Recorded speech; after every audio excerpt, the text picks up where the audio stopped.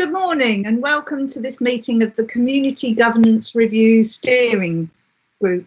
My name is Councillor Christine Bayliss and I'm chairing this meeting this morning. This meeting is being held remotely and is being live streamed via YouTube, and the recording will be made available afterwards on our website. Councillors are reminded to put their mobile phone on silent if they have one near them and mute their microphones when not speaking, as this will reduce feedback and background noise. Members of the steering group should leave their cameras on at all times so participants and observers can see you. Other members present will be invited to turn their cameras on when they are invited to speak. Officers are requested to mute their microphones and turn off cameras when not speaking. I will first do a roll call to check all the members who are expected to attend are present. As I say your name, please turn on your microphone and confirm that you are connected. So I've got Councillor John Barnes. I'm here. Councillor Barnes, is your camera on or off? So my camera's at the moment. Do you want it off? Okay. Councillor Terry Byrne. Yep, I'm present, thank you. Camera's on. Okay. Councillor Jimmy Carroll. Not present. Councillor Polly Gray. Yes, I'm here and I'm connected. Okay. Councillor Lynn Langlands. Yes, morning. Councillor Lynn Langlands here. Councillor Paul Osborne. Yeah, good morning, everybody. I'm here and connected, hopefully. Good morning, Paul. Councillor Richard Thomas. Yes, present, and so far as I know, it's working. Okay. Councillor Hazel Timpey. Yes, good morning, everyone. Councillor Hazel Tempe. Yes, I'm here.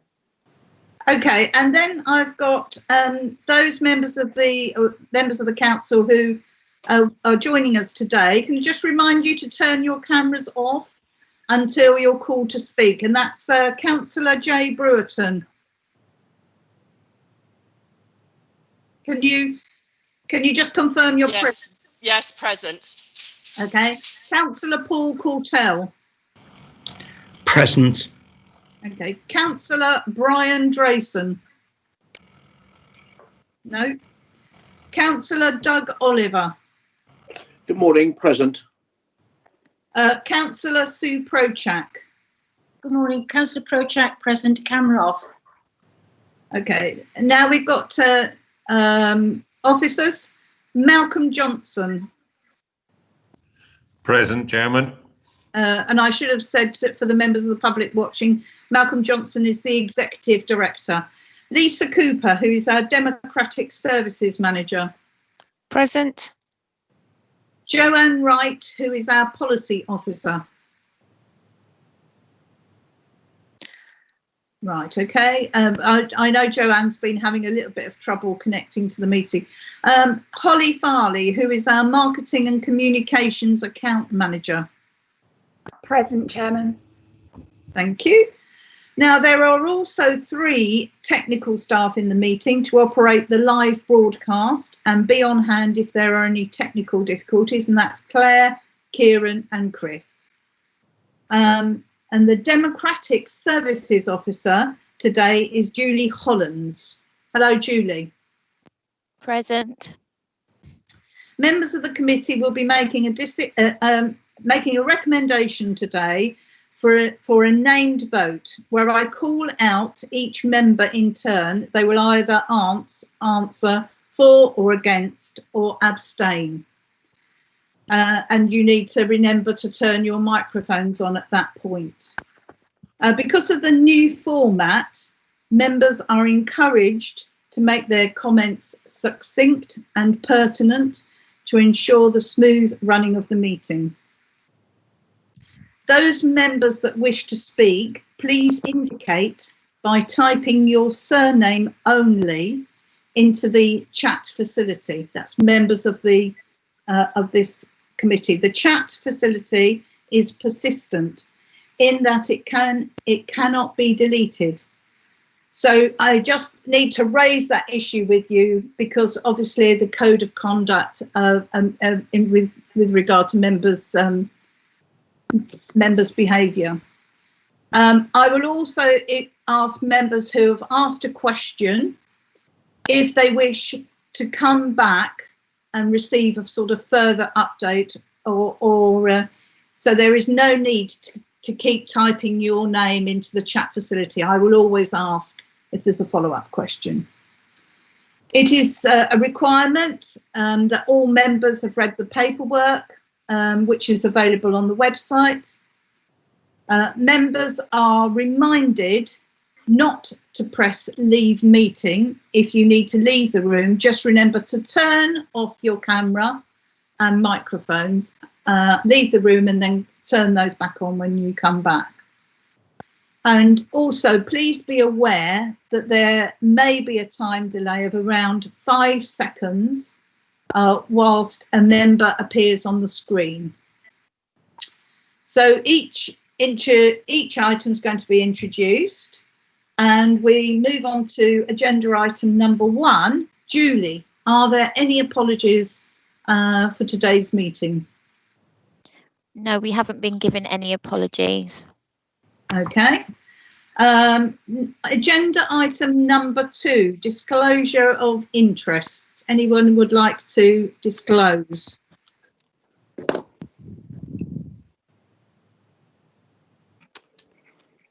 Councillor Thomas, I know you're putting your hand up, but yeah.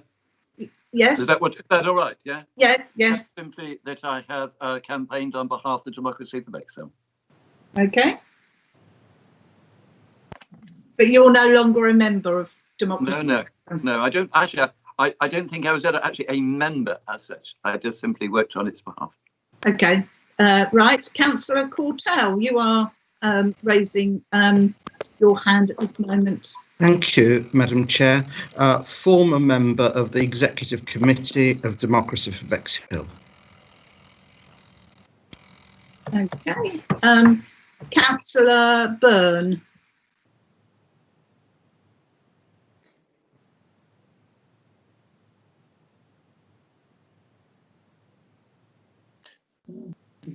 Thank you. Slight delay on getting my audio on. Yes, I was also campaigned for D4B and was a member of the Executive Council, but I'm no longer a member. Okay, Councillor Langlands. Need to unmute Councillor Langlands. Sorry. Yes, the same for me. I was a member of D4B, but no longer a member now. Okay. Are there any other further declarations of interest from the steering group? I will add my declaration of interest now, which is that I was a former member of Democracy for Bexhill Executive Committee and stood down on my election to Rother District Council. Okay. We move on to agenda item number 3, which was the minutes of the last meeting, matters arising.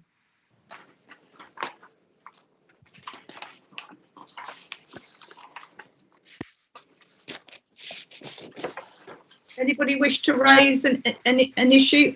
Councillor Sue Prochak has asked to speak. Councillor Prochak. Apologies, Chairman. I just wondered if you wanted declarations of interest from us present, councillors present, because I also campaigned for DFIP. I wasn't a member, but campaigned for Democracy for Bexhill. Okay. Councillor Timpey. Yes, thank you, Chair. Just a correction to the minutes.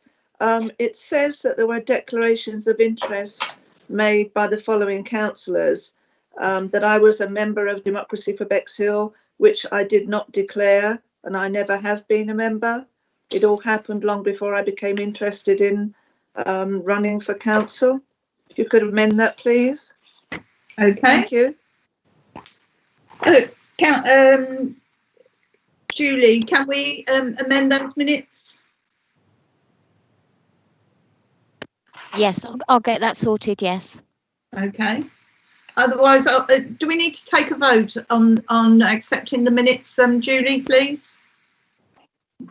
Just get a proposer and a seconder and just get everyone to sort of confirm that they're happy. You don't need to do a roll call for this one. Okay, can I have a proposer and a seconder, please? I'm happy to propose. So Councillor Byrne to propose. Yeah, I'll second it, Chairman, if you wish. Councillor Osborne second. All of those in favour? Yes. Anybody who wishes to vote against, please speak now. Yeah? So there's no votes against, and that is with that amendment taking Councillor Timpey out of the declarations of interest. Okay, let's move on to agenda item number 4 with Lisa Cooper. You're going to introduce this report, Lisa. Thank you, Chairman. Just to note also that I see that Councillor Carroll has joined us. I don't know if you want to just check his connection. Okay, Councillor Carroll, can you hear us? Okay. Loud and clearly, thank you. Okay, thank you. Right, Lisa, thank you. Thank you, Chairman. Just to outline the report briefly, because I know obviously you're going to want to discuss it in detail. So this report brings forward the results of the consultation exercise that we've undertaken, and really it's for the steering group to consider the consultation results today and make a recommendation to use that and making its recommendation on to Council via the Scrutiny Committee and Cabinet. The headline results are that the Council received a total of just over 2,000 responses, 78% of which support the creation of a Town Council. The process is outlined in the report, how we actually undertook the consultation, and the main consultation results are found at paragraph 12 with sort of bullet points there. Responses were received from 15 external organisations, which was disappointing considering we invited 119. The communications that was undertaken to promote the consultation is detailed from paragraph 16 onwards. And then finally, obviously now it's for you to consider the outcome of the consultation and agree where you want to go forward from there. So I'll pass it back to you, Chairman. Okay, to kickstart the discussion, does anyone want to make a recommendation?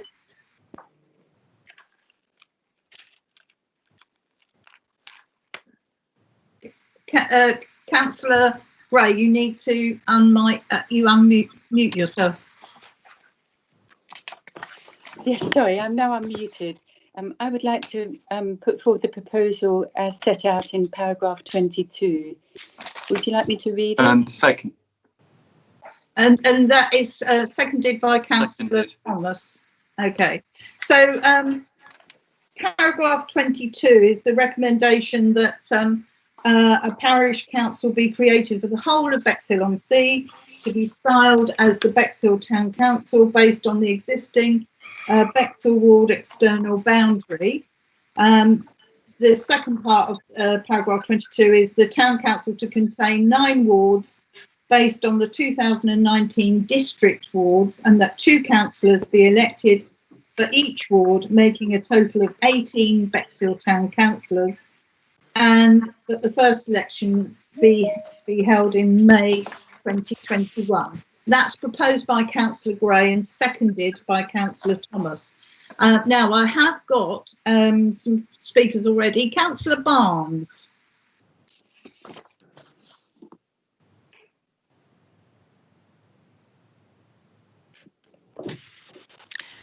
Councillor Barnes, do you want to, you indicate you want to speak? Ah, there you are. Sorry, I was crashed out. So I missed, are you beginning the discussion? Councillor Barnes, yes, we are beginning the discussion. Councillor Gray has proposed that we recommend that a town council before as per paragraph 22 of the report. And that's been seconded by Councillor Richard Thomas, and now we're having a discussion on that proposition. Yes, if I can make a couple of points. Being blunt, I was slightly disappointed with the number of responses, but I think the tenor of the responses is very clear. Clearly there is strong support for a town council in Bexhill with a considerable range of powers. And I would personally want to make sure that we do actually transfer those powers to the town council. So I shall be voting for a town council with a full range of powers. Okay, thank you, Councillor Barnes. Councillor Langlands is next.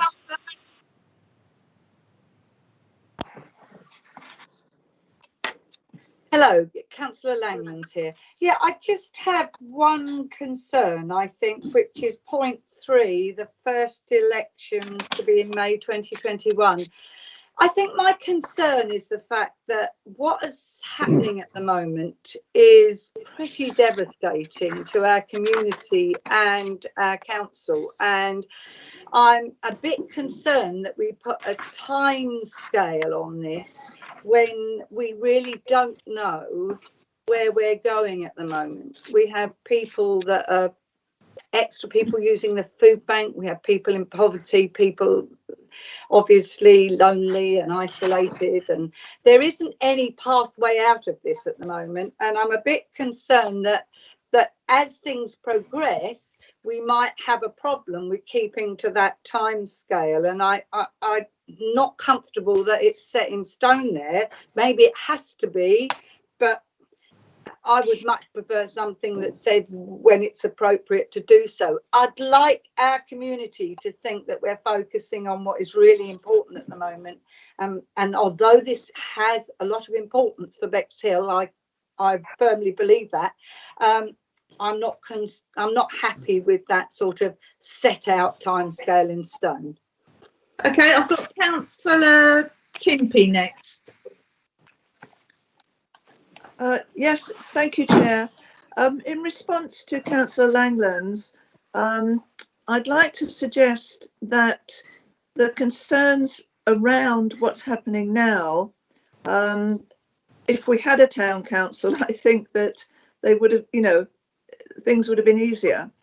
Not to say that we were brilliant at what we did. I think it's very, very critical there's a timetable. As with everything, if there is no timetable, it doesn't get done. And there's nothing to say that we could be flexible if we have to be, given circumstances at the time. But I would definitely recommend that there is a very specific timetable and that we do everything we can to stick to it. Thank you. Okay, can I just remind people to go in the meeting chat and put their surname if they want to speak, because I've got no further people wanting to speak. I'd like to speak, but I don't know how to do it. Oh right, okay. Councillor Carroll, we'll make allowances for you then. You carry on. I've got the same idea as Councillor Langlands, that we mustn't rush into this. And I've seen that the mail shots that you've done hasn't been to the liking of what's to be done. But I think we shouldn't rush into this. And I think a good timescale, the way things are going on now, if we can put it together with the next elections, which will be in 2023, I think we will all have a better time to do it. And we can all produce our own ways about going through these things. There is room for change, but let's do it properly. Don't rush into it. Thank you. Okay, now I have got some more people. Councillor Oliver has asked to speak. Councillor Oliver, can you just switch on your microphone and your camera? Yes, I have them switched on, Chairman. Thank you very much, and thanks for allowing me to make a comment. A couple of comments I'd like to make. Councillor Barnes was disappointed as to the response, but I would remind him that this was a procedural governance consultation. The previous one was some 9,000 responses, and also if you look at the election results of 2019, many candidates supporting a town council were overwhelmingly voted in. So I think that there is the flavour that's there. I understand Councillor Langland's comments, and this is a situation that we have been campaigning in Bexhill since 2014 with regard to local governance. I think we do have to have a timeline on it, but the flexibility of perhaps reviewing that should this awful national unprecedented crisis continue to create a rethink on it. But there's an overwhelming support for a town council within the residents of Bexhill. It puts us on parity with the rest of the district and the county. So I really feel that this is an opportunity to move forward. The mandate is there. And thank you for allowing me to make these comments. Okay, thank you, Councillor Oliver. Councillor Thomas next, please. Hello, Chair. Hello, members and members of the public. This is an extremely important document that's come before us. I think I'd like to first pay tribute to the officers of the council. The amount of work they've put in to produce this report when they've also been dealing with the COVID emergency is absolutely beyond commendation. They've worked wonders to bring this information together. So I think I'd like to say a huge thank you to everybody concerned with that. That's my first comment. Secondly, I think that the result has been quite a strong result. We said this would be more of a low-level consultation than the first one, and so it's not surprising that there are fewer responses. On the other hand, there is a very strong vote in favour in this report. And interestingly, the officers, the statisticians of the council, not politically motivated, have calculated that because it was such a, in many ways, one-sided result, we can have considerable confidence that if everybody was to vote, the result would be very much the same. And in fact, they have an estimate contained in these papers of that confidence interval. And I think they're saying we can be confident between, I think it's something like 65 and 83% of the people would have voted in favour if every single person had voted. So I think that's really significant, a very significant plus. I also think it's important to notice what other things people said. People took a lot of trouble to do this questionnaire, and so I think it's important that we actually show that we've read the report and we're interested in what they have to say. They just come up with some just interesting things. So, for example, something like 90% of respondents wanted to see parks and gardens transferred over to a new town council. That's interesting. When they came to choose what they thought was really important, one of the most important is footpaths. Now, that's something I wouldn't have predicted. But it's interesting because within Bexhill, we have many footpaths that are very overgrown, and that's an inconvenience to people. And so I think it's an important signal that there is something there which, you know, is of importance to people and which maybe we haven't actually seen just how important it is. And I think, therefore, this kind of consultation gives us information about what our residents believe, not just in relation to a town council, but it gives us some broader ideas as well. And so I think I'd like to thank the residents for putting in so much trouble. It's also noticeable that it was mainly people over 45 who supported the town council. And that's something we need to really take on board. And I'd like to pay, at this point, tribute to Councillor Coleman and to Councillor Baylis for the work they're doing to promote the Youth Council, because we do need to get more young people interested in and involved in local politics. So I'd like to say a big thank you to those two and to all the young people working with them, because that is something that will stand the district in good stead in the future. So thanks for that. So that's another very, very significant point. Another significant point is that people who had some kind of disability were particularly strongly in favour. And that suggests that disabled people have unmet needs, which is important for us to take on board. But that's just a sample of the kind of things that have come out of this consultation, which have been extremely valuable to all councillors.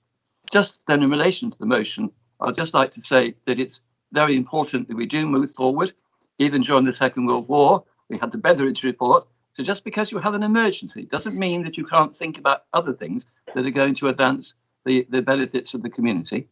And secondly, the actual organisation of it is a logical and coherent one. In terms of timing, it means the local elections will coincide with the county council elections. And that's better for the residents, it's cheaper, and it's also better for the council officers from an organisational point of view. So this is a coherent and sensible proposal, which I commend to the council. Thank you. Okay, I've got Councillor Barnes who'd like to move an addition, and then I'll come back to you, Councillor Byrne. Councillor Barnes. Chairman, I'm in some difficulties with my internet this morning. Not anybody's fault. Looking at the consultation, it's very clear that there is not any strong support. I think Councillor Oliver misunderstood my disappointment. It is disappointing that we didn't get a slightly bigger response, but it's overwhelming. As in any sense, doubting the mandate.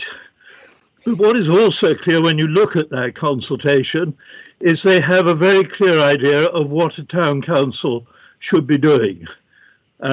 And it seems to me that what we're doing is making a recommendation for a town council. We're saying something about the date, and I agree with Councillor Oliver that it's right probably to put a timetable in place. We're saying something about the composition. We may want to talk a little more about that because Battle have had some difficulty in finding town councillors over the years. But it's right to make a recommendation on composition. But we're making no recommendation on powers. And it seems to me there is a clear mandate in this consultation for the full range of powers that is currently exercised by on behalf of Bexhill by Rother District Council. And what we probably ought also to look at is whether some of the additional powers that have found support should also be transferred. So I want to move a recommendation that we certainly transfer all those powers which are currently funded by special expenses, but that we also do go through the other powers and see whether any of those should be transferred as well. So I'm moving really that we need to make a recommendation on powers. I hope that finds a seconder.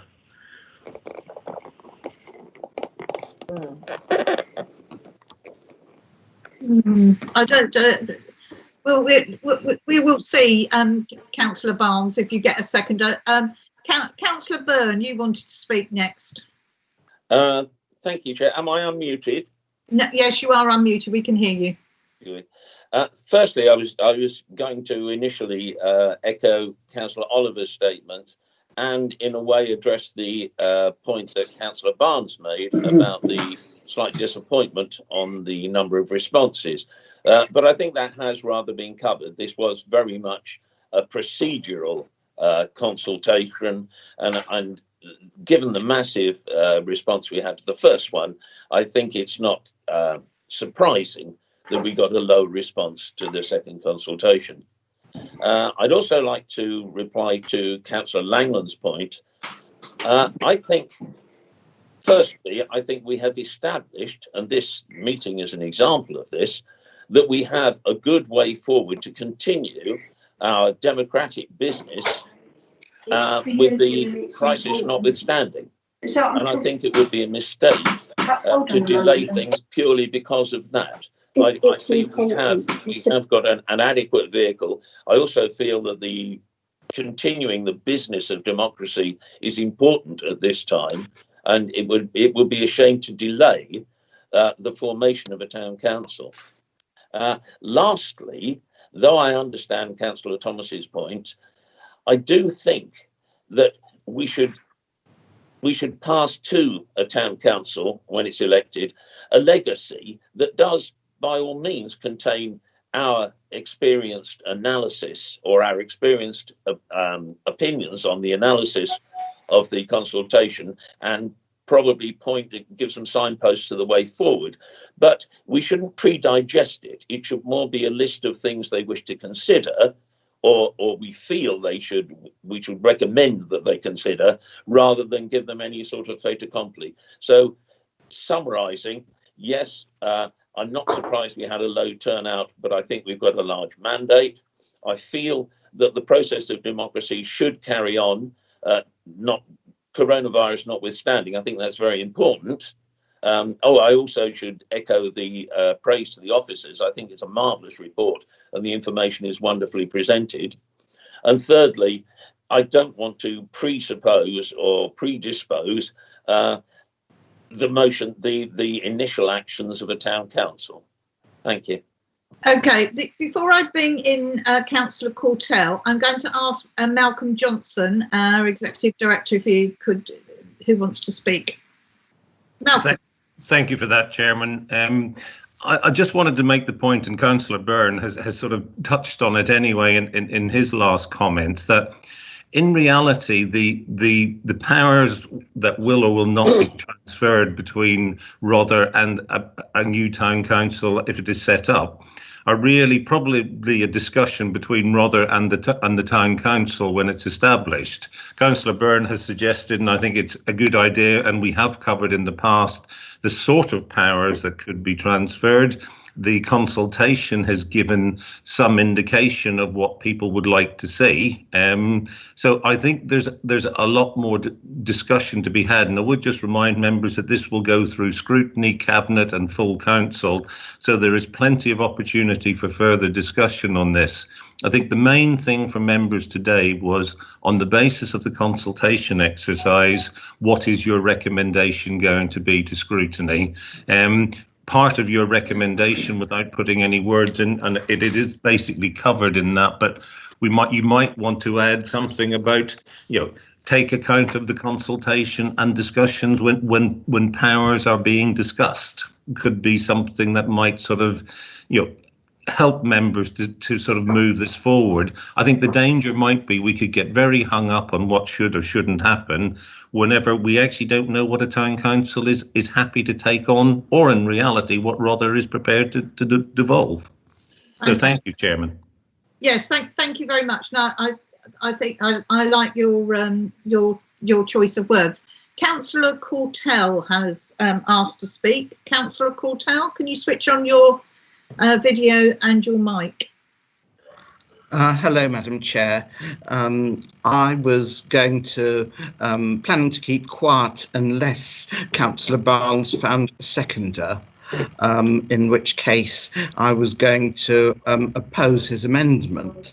But I think Mr. Johnson has outlined exactly what I'd have wished to say, which is that that Rother Council should take account of the consultation when powers are discussed, but not, in fact, put the town council in a position where they have to accept certain rights and functions. I'd like to add that in addition, concerning special expenses, which Mr. Barnes, Councillor Barnes mentioned, Parks and Gardens are partly funded by special expenses and partly funded by Rother District Council, and that the cost of a town council would significantly increase if special expenses were transferred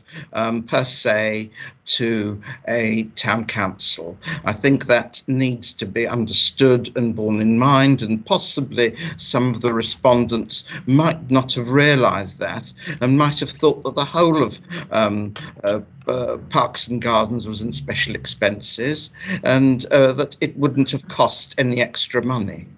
Okay, thank you. Thank you very much for that, Councillor Courtell. Councillor Timpey, although I haven't...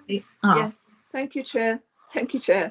Yeah, I'd like to go back to the fact that Councillor Oliver made, that this was a procedural consultation and rather academic, given the previous results. However, I do feel that it was a very worthwhile consultation. Going back to Councillor Thomas's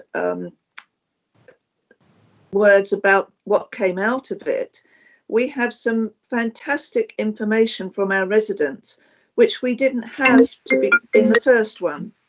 So I do feel that it is not our place to make any decisions other than the recommendation to progress. And then, as Mr. Johnson says, it will go through scrutiny and cabinet and then full council, and plenty of opportunity to discuss the details that people are bringing up. Thank you. Thank you very much. Okay, I've got Councillor Barnes again.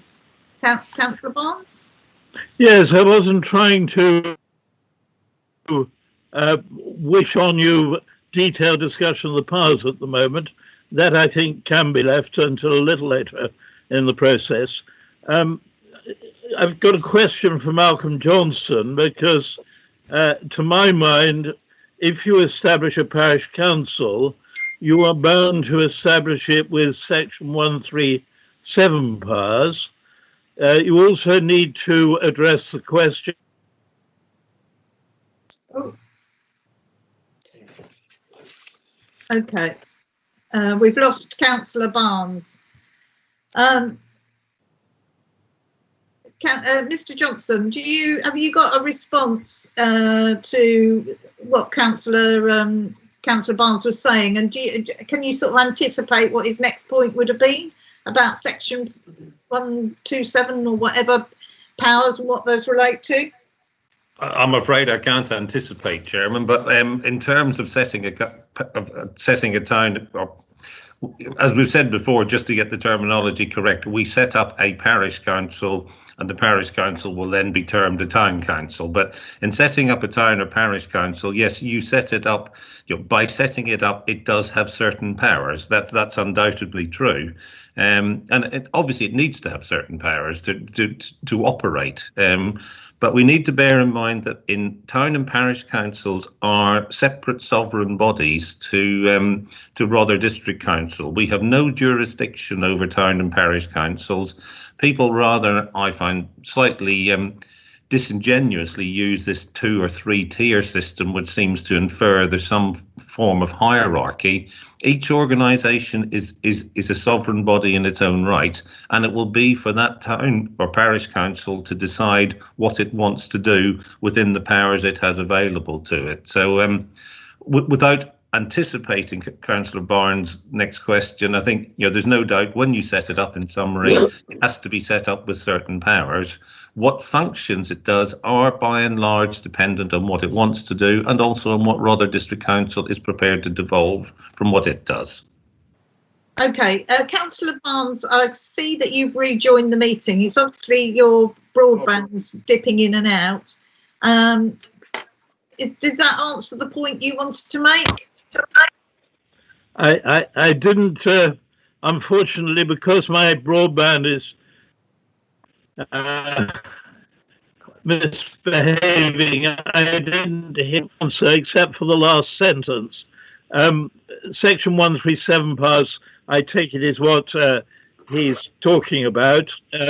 Obviously, it's for a parish council to decide what functions it wants to actually exercise. It's the powers that I want to be absolutely clear that we're transferring to create a town council, which is actually far less, I think, will be an abuse of democracy. Okay, Malcolm Johnson, do you want to come back and make any further comments on that? Yeah, I mean, I think just if I may, yeah, I mean, I agree with Councillor Barnes. Setting something up for the sake of having an organisation there would not be, I think, what either residents want or what anybody wants. If we wanted to do that, to be honest, we have the Charter Trustees, and they can perform that function. I would just stress there is a difference between powers that council have, and Councillor Barnes will be well aware of this, a power and a duty. Councils have lots of powers which they can choose to exercise. Obviously, there are certain things that are duties on councils, and they're something we must exercise. So, yes, to set a town council up that is powerless would be pointless, and that was certainly not any feeling I was getting from any member here in any way, shape or form. Good. Councillor Gray, can I just come back to you? Are you prepared to accept that additional sort of sentence to the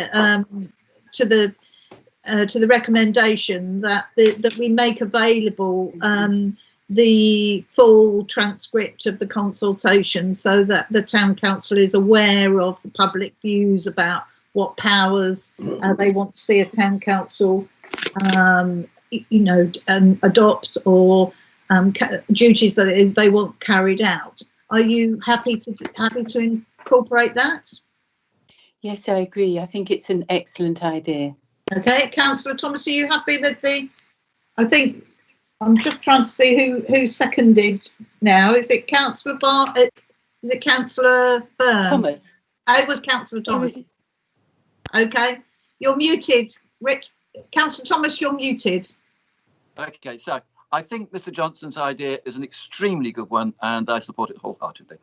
Okay, right. Okay, is there any further discussion that anybody wants to make? Any further comments? In which case, can I just say that? Can I just say, just in answer to Councillor Cortell's point, that one of the things that I think we need to reassure people about, I'm very aware that many people are afraid the town council will be extremely costly. And that is certainly an objection which has been raised, and it's an objection which has some validity to it.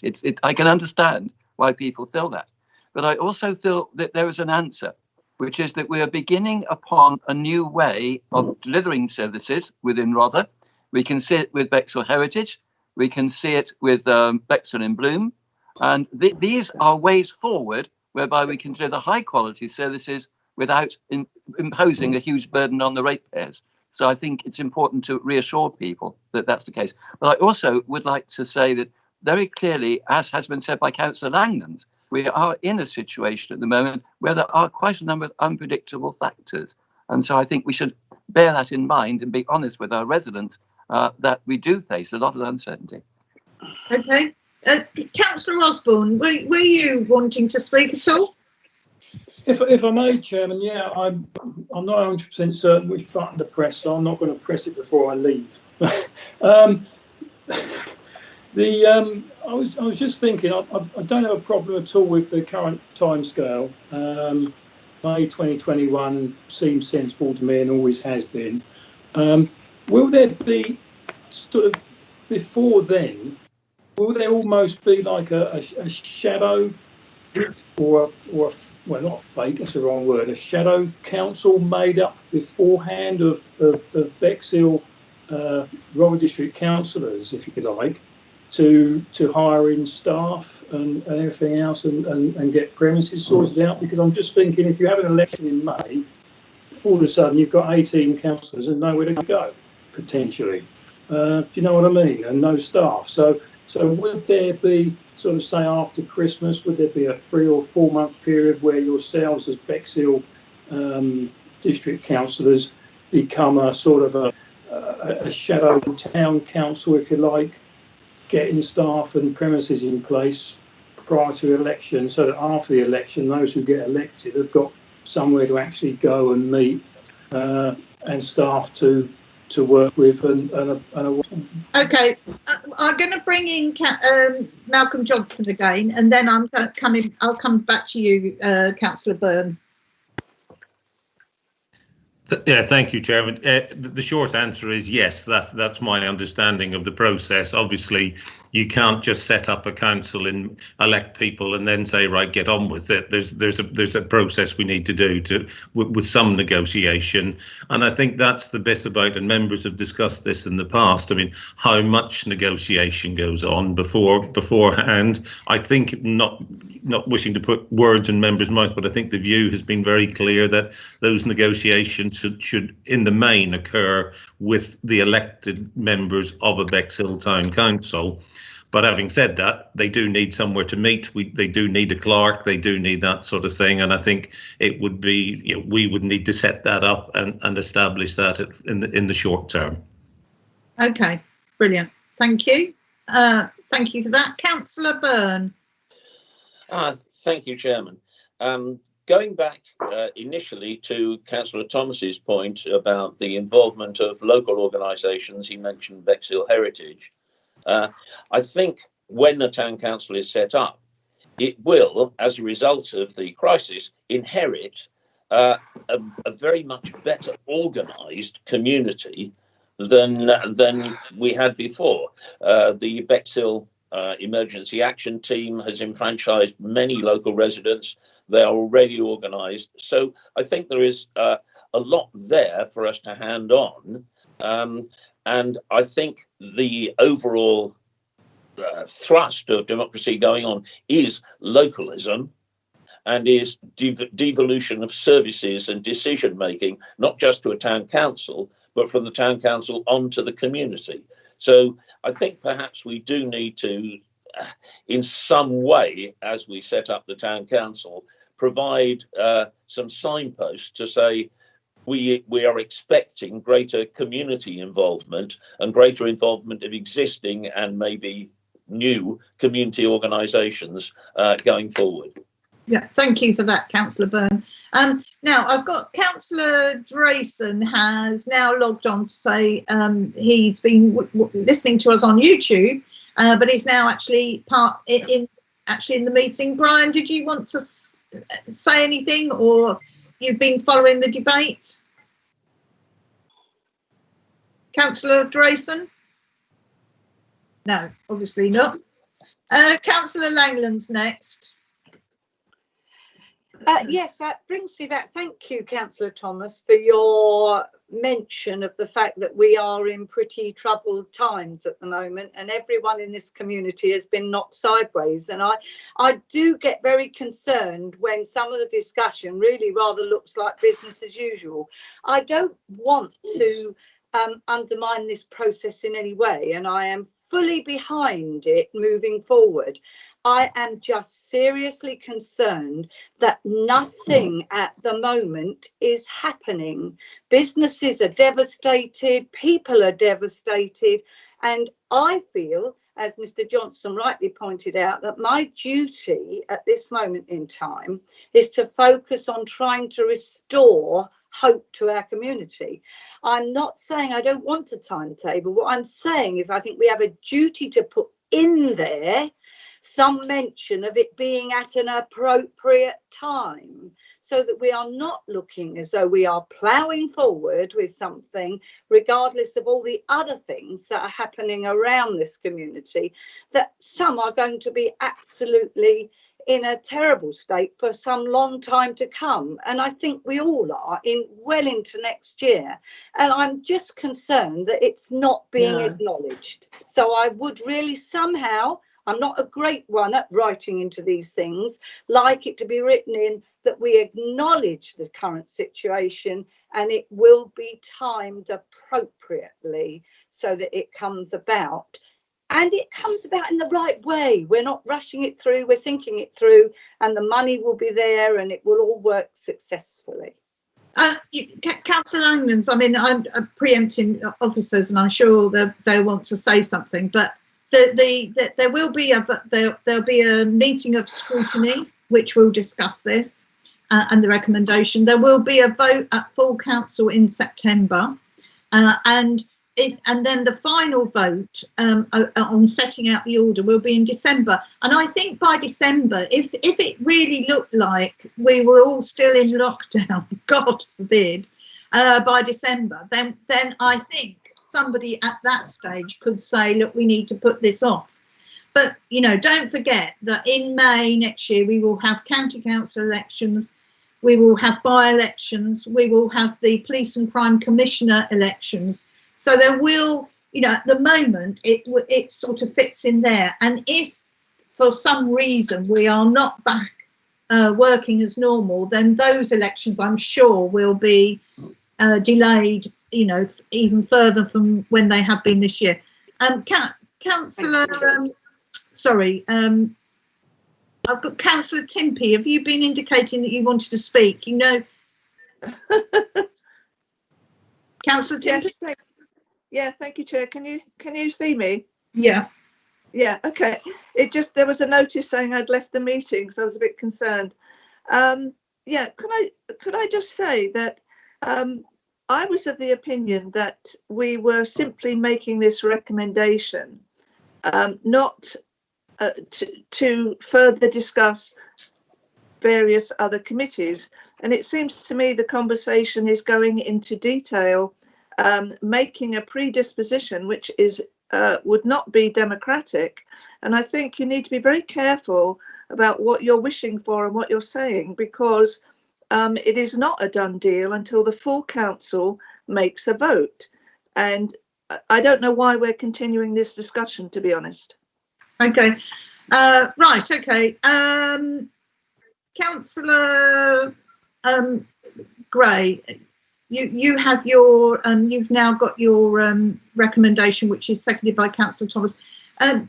Julie, can you read out what we're going to vote on?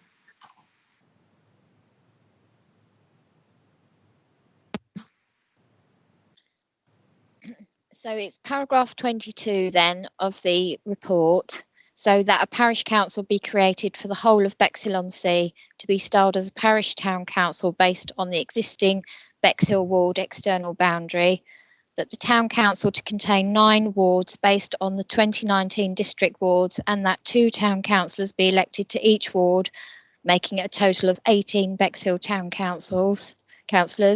The first elections be held in May 2021, and then the additional one that you've put on is to take account, excuse me, take account of the consultation results when powers are being discussed. Okay, right. Now, Julie, sorry, are you going to do the roll call vote, or are you expecting me to do that? I can do it for you, Councillor, if you want me to. Right. Okay, then, councillors, I'll call your names out in alphabetical order. And you just need to tell me that you're for, against, or abstain. So, Councillor Barnes. For. Councillor Bayliss. For. Councillor Byrne. For. Councillor Carroll. Against. Councillor Gray. For. Councillor Langlands. For. Councillor Osborne. For. Councillor Thomas. For. And Councillor Tempe. For. Thank you very much. I think that is... So that's 8 for and 1 against. Lovely. Thank you very much, Julie, for that. Now, we move to agenda item number 5. Any other business? Malcolm Johnson, any other business that you want to raise as officers? Chairman, just before you go, we ought just take note that we received an email this morning. Somebody had been omitted from the consultation report, and they've sent us their consultation. I think we ought formally to note we've received that. Okay, we will take that under any other business. Thank you very much. I think you're referring to the Cantaloupe Residents Association, which I think I am indeed, and I think having received that, we ought to just take note we have received that. Yeah, thank you very much. We can do that. Okay, no, any other business? The date of the next meeting, Lisa. Chairman, we wasn't proposing to hold another meeting until after full council has made its decision on not whether to proceed. So we were leaving that fairly fluid at the moment, but we can certainly contact you and get some dates in the diary. But we're looking at October, early October, straight after full council. Okay. Well, thank you very much indeed to the members of the committee. I hope we've had a good viewing from the members of the public, and thank you very much for taking an interest. This is opens up our meetings to a much wider group of people. So I think it's in some ways this is to be welcomed. So with that, I'm going to close the meeting. Thank you very much. Thank you very Thank much. you. Thank Thank you. you.